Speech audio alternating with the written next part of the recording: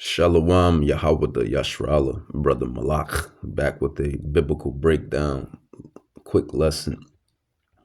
The Gentiles that's mentioned in the New Testament are in fact Israelites, bloodline Israelites. The Gentiles that's mentioned in the New Testament that Paul has sent his letters unto, let me clarify, because you have the ethnic Gentiles and then you have the Israelites who did ethnic Gentile things, and that made them Gentiles spiritually. But the epistles, the letters that Paul, the Benjamite from the tribe of Benjamin, we believe they are the so-called Jamaicans of today, Benjamin, Paul, his letters were sent to Israelites. They were bloodline Israelites. It's basically like today, you know, the word in the gospel that the brothers, the elders, Elder Tahar, Gabar, Ramla, Rakah, and then their elders, and then their elders, you know, the truth that Yahweh gave them was, you can say those were letters, epistles. And we were all in a Gentile state of mind as far as the spirit goes. We were in the different wines of Babylon. We were doing different things. We had our aspirations and our goals of the world and doing different things. Basically, I mean, that's basically what a Gentile is. If you really want to be,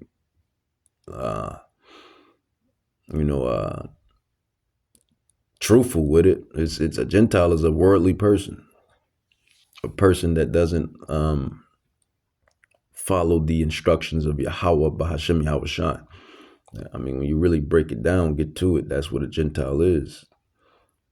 A worldly individual, a person that doesn't, I mean, what is a worldly individual? A worldly individual is a person that's of the world, do the things of the world, and don't listen to the instructions of the Bible or the word of Yahweh.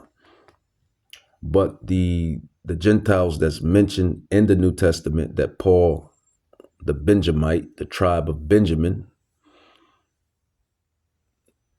we believe are the so-called Jamaicans of today, Benjamin in the ancient Paleo-Hebrew. Paul sent those letters unto the Israelites. And like I made it an example of how we were once Gentiles in the mind, you know, doing wayward things and certain stuff we still, you know, fight on a day-to-day and go through because we're sinful in the flesh, mortals in this side. But it's definitely not like how we used to be, because every day, each day you work yourself to be as Hamashiach Yahweh Shai. You scope and chip that old man and that old woman away every day. But that's the thing, man. And these secrets are given unto who? Because it is, I mean, it's not so much a secret, but I mean, it was a secret at a point in time before we start revealing the secrets into the world. But then again, it's still, you know, secrets and mysteries, the mysteries of the kingdom of heaven. And that is Amos, Prophet Amos. What is that? Prophet Amos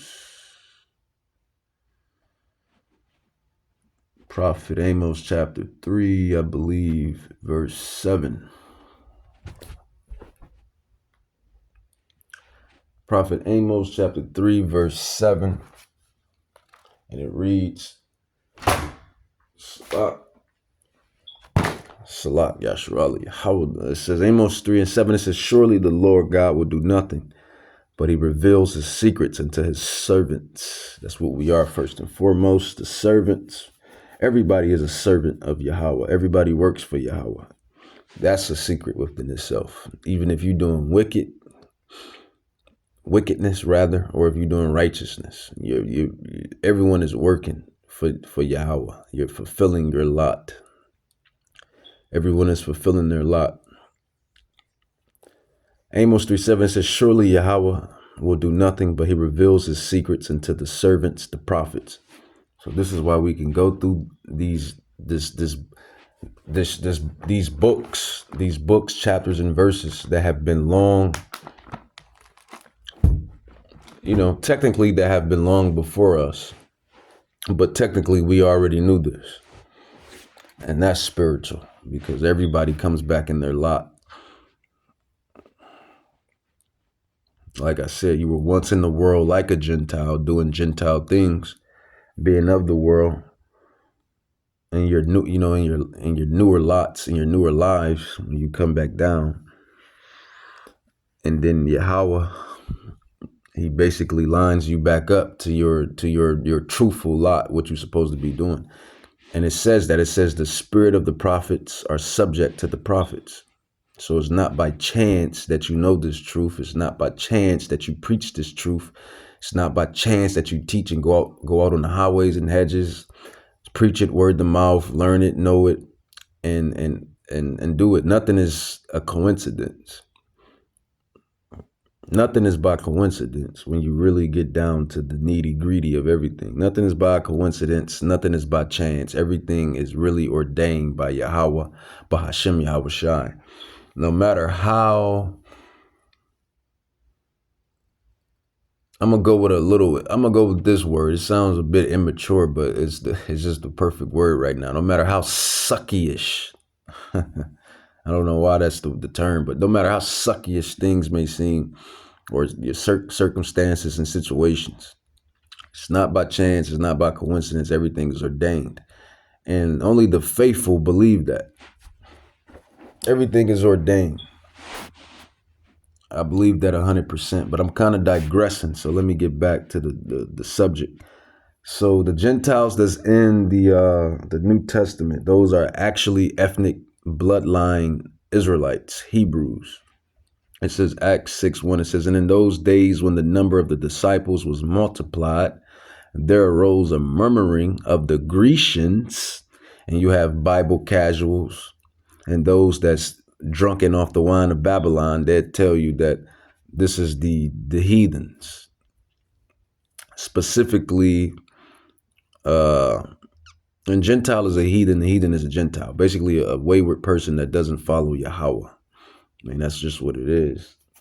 And they're from a different stock anyway. They're not from the stock of Israel. But they would tell you that these Grecians here, a Bible casual or a person that's drunken off the wine of Babylon would tell you that these Grecians here is speaking of, the, Caucasian people.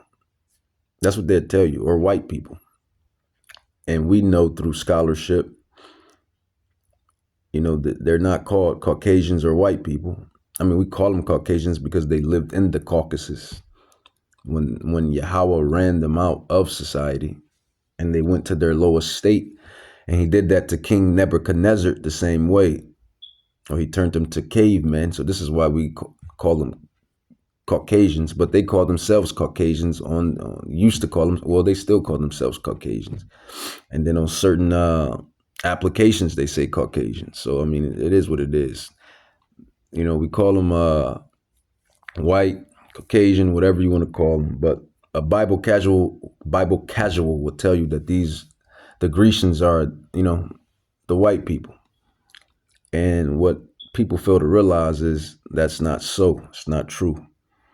And then those that's drunken off the wine of Babylon, they'll tell you up and down that it's talking about white people or Caucasians. Really, the Edomites, that's really who the so-called Caucasian and, or white person or white people, that's who they really are, according to prophecy and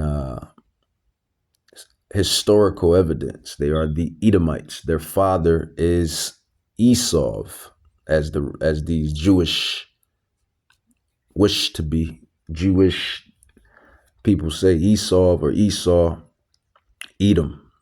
And we come from the stock of Jacob, Isaac, Abraham. Everybody has a progenitor. Everybody has a stock that they stem from. Everybody has a root. You are the seed of your father. Everybody that's living is the seed of their father. Now, that's not taken away from the mother or the mama. The mother, she incubates the seed. She is the soil of the seed. She nurses and births the seed. But you are the seed of your father. Every woman is the seed of their father. Every man is the seed of their father. There's no getting around that. So back to Acts 6:1, it says, and in those days when the number of disciples was multiplied, there arose a murmuring of the Grecians against the Hebrews because their widows were neglected in the daily ministration. And what you have to realize, back in those days, it was a heavy, what can I say? Heavy, discrimination, if you will. It was heavy discrimination between those that knew they were bloodline Israelites and kept the Torah, and those that didn't, that were worldly. So you have to understand in this account, the Grecians here, which are Hellenistic or Hellenized Jews, they were being neglected against, because their widows were being neglected against in the daily ministration. I believe this was the daily ministration of food, passing out the food and whatnot. But Acts 6:1, this is Acts 6:1 in the KJV. It says Grecians, but when you do further research, scholarship, studying to show thyself approved, you will learn that Acts 6:1 and the NIV says Hellenized Jews. So it reads, let's grab it for truth's sake, for proof's sake, because everything we do is for truth's sake. No lies, just the truth. Acts 6:1 NIV translation. And they got the Bible books printed out in this translation, so the devil can't try to hide it. That's what the devil like to do, like to try to hide and run and damage control. But copies are already out, and it says what it says. And they give you these translations to give you further comprehension, further understanding. But those that's in the spirit, we get the understanding right off of the original, the KJV, because that's blessed to receive that. It says the choosing of the seven, Acts 6:1 in the NIV. It says, and in those days when the number of disciples was increasing, the Hellenized Jews among them complained against the Hebraic Jews because their widows were being overlooked in daily distribution of food. And it says in the in the KJV, it says in those days when the number of the disciples was multiplied, there arose a murmuring of the Grecians. Bible casuals and those that's drunken off the wine of Babylon would say, like I said for the third time, that these Grecians are Caucasian people. But it just told you in the NIV that these people, these Grecians that's being spoken of in the KJV and the NIV, are Hellenistic, Hellenized Jews. Basically, Israelites that don't know that they're Israelites, like today. It's simple. Once you understand and get past the certain stumbling blocks, the wine of Babylon, and you stop being a Bible casual and start reading the Bible and understanding it and doing scholarship and studying it, then you'll understand. The spirit will be opening to you. The eyesight will be opening to you. These mysteries of the kingdom will be open unto you. So that's what it is. They have always been Israelites. He only deals with the Israelites, man. And you can't get mad at us. If you want to be mad, be mad. They are mad at Yahweh.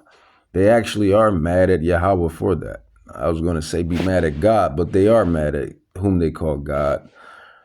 And that's inside Psalms 83. What is that? Psalms 83. And this is why they take the crafty counsels against us, to hide who we are and to make us go off and to keep us in iniquity and sin, because they're envious and jealous.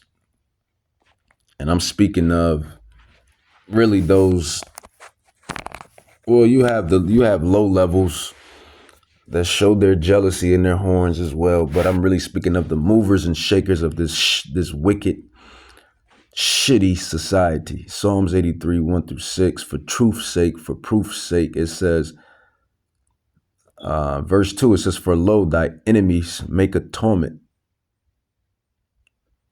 and they that hate you have lifted up their head. So they hate God. You gotta hate God if you do wickedness, especially to the extent that they do it unto. So, you know, they hate Yahweh, and they hate that he chose the Israelites, or really us. Jealousy and envy, and that's what does the world in.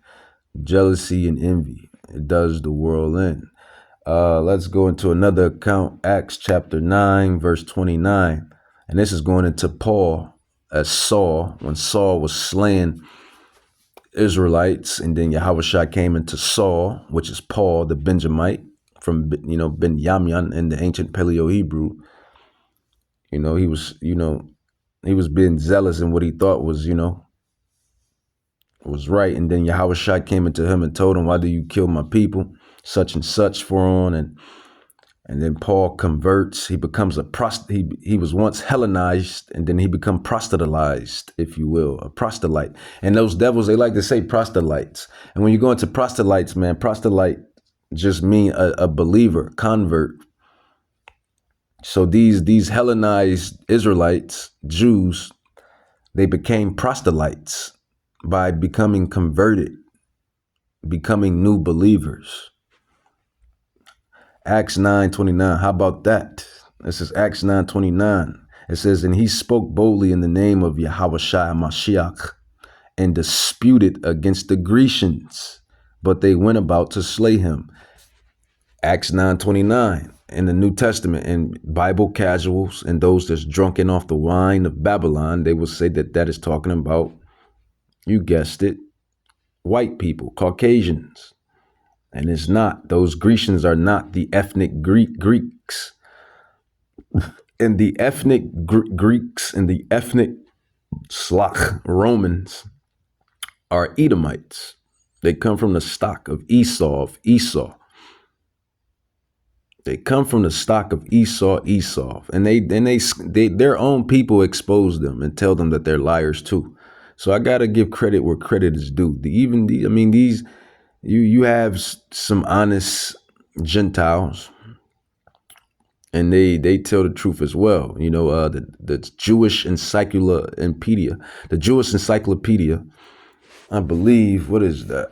Jewish Encyclopedia.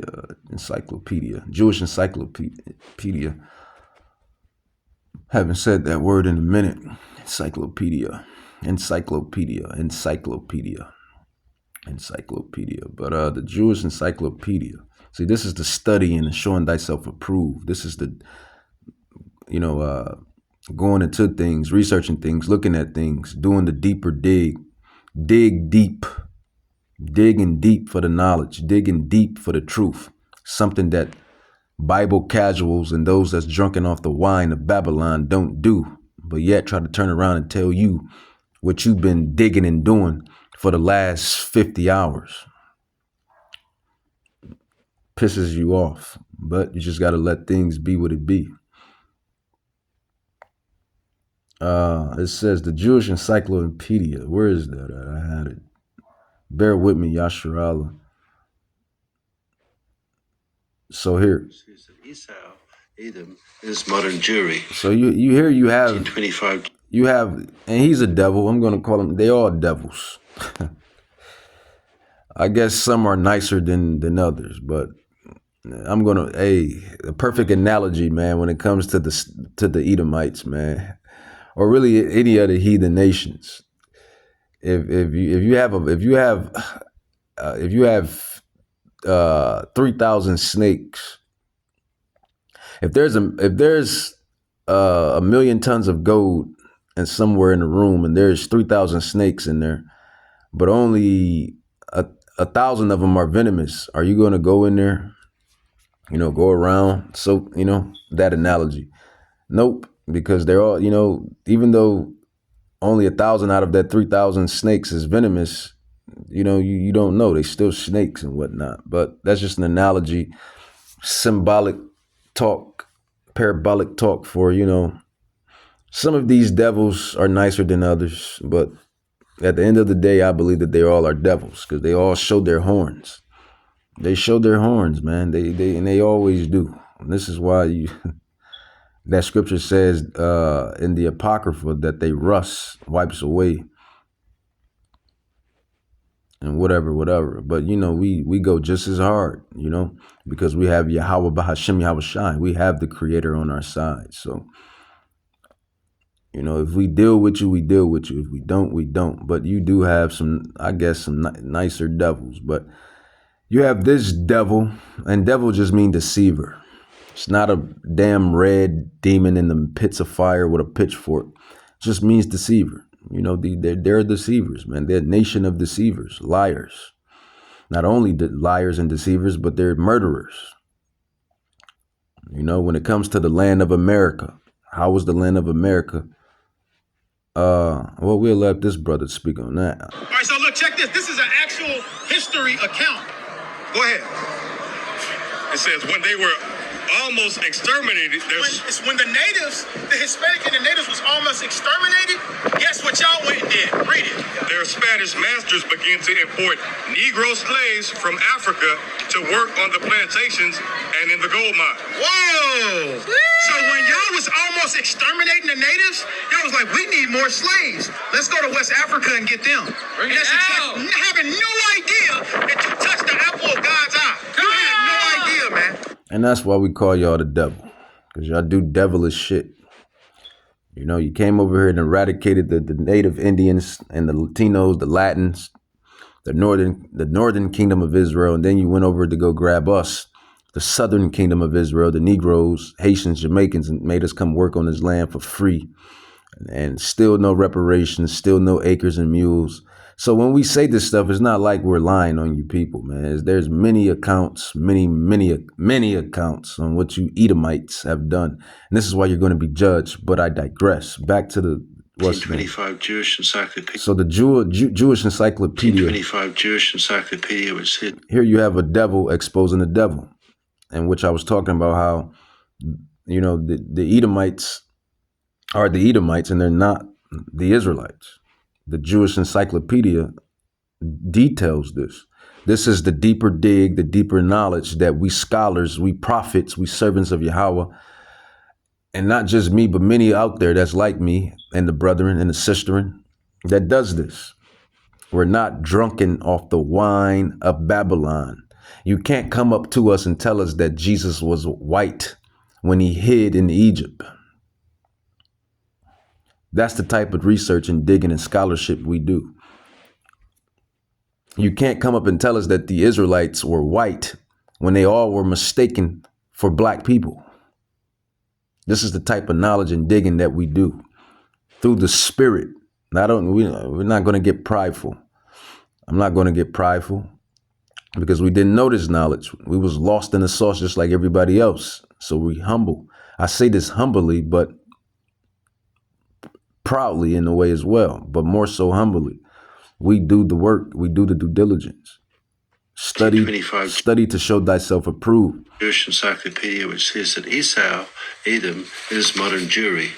And of course, this is contrary to what most people believe today, which is that the Jews are God's chosen people because they are the Israelites. But here, the Jewish literature is saying that they are actually from the tribe of Edom, not the tribe of Israel. Did you hear that? So it says Esau, Edom is modern Jewry. The Jewish Encyclopedia 1925 Jewish Encyclopedia, Volume 5, page 41. They are not of Israel or Judah. And these devils know this. They know they're not from the original bloodline stocks of the house of Judah and of the house of Israel. Esau, Edom is modern Jewry. Esau, Edom is modern Jewry. So the modern Jewish of today, says what it says. 1925 Jewish Encyclopedia, Encyclopedia, Volume 5, page 41. It says they are not of Israel or Judah. So case closed on that. But back to Acts 9:29, it says, and he spoke boldly in the name of the king Yahushai and disputed against the Grecians, but they went about to slay him. And these Grecians in Acts 9:29 is not talking about Esau, Edom. It's talking about Hellenized Israelites. I wasn't gonna make this long, just something real quick. So, you know, these Israelites were Hellenized. They were doing the wayward things of the world. They didn't know who they were. It was the same before Salak. It was just like us before we came into the truth, into the gospel, into the calling of what we really, when you really get into the spirit of things, already was doing in your past life, but you found it again in your final lot, in the final life before the great judgment, and for the and before the great coming of Hamashiach Yahushai. That's the truth, nothing but the truth. So help me, Yahweh. So they were Hellenized, and then they were made proselytes. Proselyte means convert or new believer, turn a leaf. These were Hellenized Israelites who became proselytes, because when we out there preaching and teaching, you'll hear some slippery devil come and say, wouldn't the proselytes converts? And wouldn't this? You know, they come with their slippery serpent ways, speaking with their forked tongue or tongues like a serpent, like a snake. But we already have done the scholarship on it. Those proselytes, they were Hellenized Israelites who became proselytized. New believers came back to the faith. They were Israelites. Yahweh only deals with the Israelites. That's not what I mean by that is his people is the Israelites. He deals with everybody. He can do whatever he want to do. He can go in the rams. You know, he can go with, he's outside of the ramifications of just being designated into the Israelites, because he can go outside of those ramifications. You know, if you get what I'm saying, if you catch my drift, he can do anything he want to do because he's Yahweh, the Ancient of Days, but he only deals, his people is Israel, the stock of Israel, the Israelites, the 12 tribes, Judah, Benjamin, Levi, Naphtali, Gad, Reuben, Issachar, Ephraim, etc., etc. And these devils, these scholars, the left-hand scholars, because you got to remember, you have the righteous scholars and then you have the wicked scholars. You have the righteous prophets and you have the wicked prophets. You have the demons. You have the demons, and then you have the angels. And then you have the angels, the watchers. You have both sides. And I always bring up, you know, we're the angels. We're the war angels. We're the angels from our first estate, going against these devils and these demons. Remember, Moses turned his staff into a serpent by the way of the righteous power. And then remember, those Egyptians turned their staff into a serpent.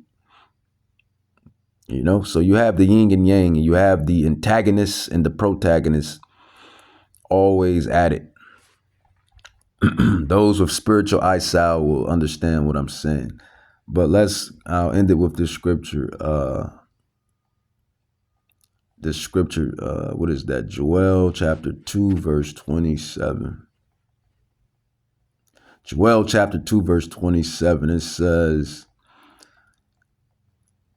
and ye shall know that I am in the midst of Yashra Allah, in the ancient Paleo-Hebrew, Israel, and that I am Yahweh, your power, God, and none else. And my people shall never be ashamed. He only deals with the house of Israel. That's just what it is. And with that, I'm going to say, Kal Halamla Yahweh Bahashim Yahushai Bahashim Rakadash Barakata Yahweh Barakata Yahushai. And why do we praise Yahweh and Yahushai? Well, obviously because he's the power of all, but we thank him for these secrets and for turning us back to our lot. And that's why we always say that. Barakata Yahweh, Barakata Yahushai. Thank you, Yahweh, for waking us up, getting us out of the sleep and slumber, giving us salvation from the destruction that's coming. helping us in the times that's coming speedily upon us, which is, which is Yahweh. Yahweh controls that too. The hour of temptation, the destruction that's coming, the wrath of this dragon, because his secret is out, his skirt is lifted. We do this to be saved and to be protected in those times that's coming. Barakatah Yahweh, Barakatah Yahweh Shai.